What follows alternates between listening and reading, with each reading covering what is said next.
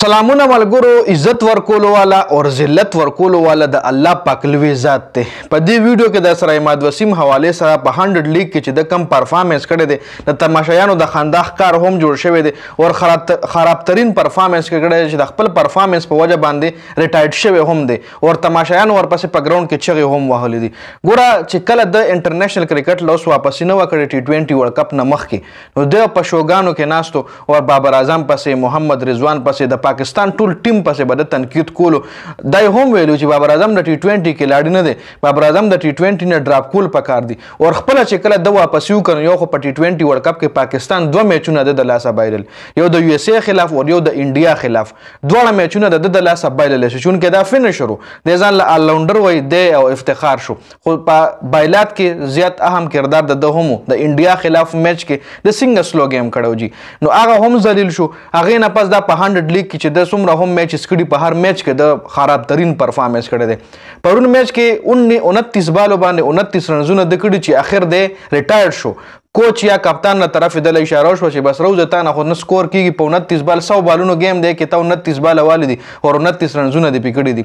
نو ریټایرډ شوی د سر ټایم چې ریټایرډ کېدو هغه ټایم چې کم مخالفینو ای ورپسې هم خنداګانې کول، د هغې ډریسنګ روم کې هم خندا وه او کراوډ چې کم دی هغې ورپسې هم چغې وهلې دي او مطلب یو قسم لا د ضلالت چې کم دی د فیس کړی دی په 100 لیګ کې جی.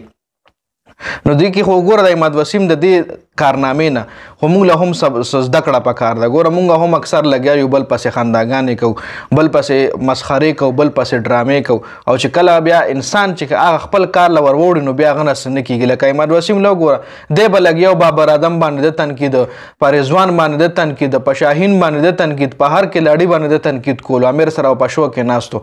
وایي نه پس چې راغلی T20 کرکټ له ورلډ کپ کې د خراب پرفارمنس باندې دا کوله چې زه انجري ما چې ته انجري نو بیا ولې راتلی انټرنیشنل کرکټ لا بیا تا ولې وی چې زه اویلیبل یم. د خپې انجري یادوله پریکټس په هم صحیح نه کولو. د حوالې سره الریډي ویلوګ تاسو سره ما شریک کړو چې د پریکټس نه کولو. بابر اعظم ته تاسو مو کو چې وروره ته پریکټس ولې نه کوې، پریکټس کې ولې ته حصه نه اخلي. د ولې چې زما خپه خوږ د زه انجري مو د خپه خوږ د خوږ د صرف د ورلډ کپ نه مخکې نه یا د ورلډ کپ دوران نه د لاس 2 کالو داسې د خپه خوږ ده. نو 2 کالو کې خو تا ځان له خپل ټیک نه کا، تا په خپل فټنس باندې کارونه کو او تر ازي بیا په کډاړیانو باندې تنقید کوي چې بیا خپل د الله اپورچونټي خپل د الله مکمل شي په کریز باندې ودرېږي نو بیا خپل ټیم له هم میچونه دی بایللو. دغه په 100 لیګ کې هم د ضلالت فیس کو هماغه بېعزتي د مقدر جوړه شوه جي.